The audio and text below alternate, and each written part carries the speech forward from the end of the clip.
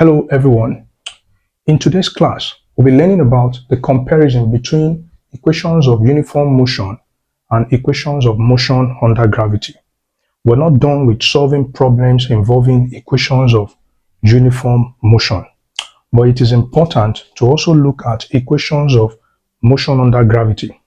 Because when we talk about motion under gravity refers to the movement of objects under the influence of the Earth's gravitational force.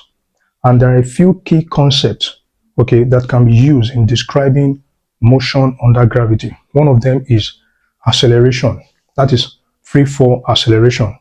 It has been found experimentally that when an object falls to the ground under gravitational pull, say for example, a ball, fall to the ground, the force, the object falls to the ground, and as it falls to the ground, it will move with an acceleration known as constant or uniform acceleration of about 9.81 meters per second square.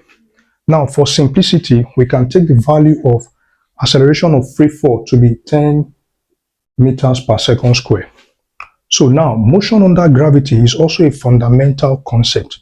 Same way I explained that uniform motion is a fundamental concept in physics. So motion under gravity is also a fundamental concept in physics because it helps us to understand and predict the behavior of objects on Earth. All right. So in this class, we'll be looking at the comparison between equations of uniform motion, equations of uniform motion. We have equations of uniform motion.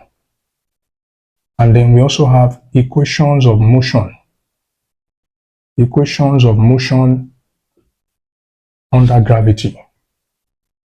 Equations of motion under gravity.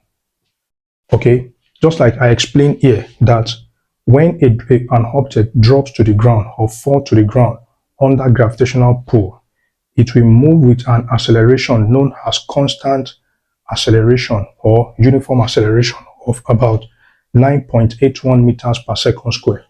And that is when we have what we call gravitational attraction, because gravitational attraction will produce a force which will cause an acceleration known as free fall acceleration of approximately 9.81 meters per second square.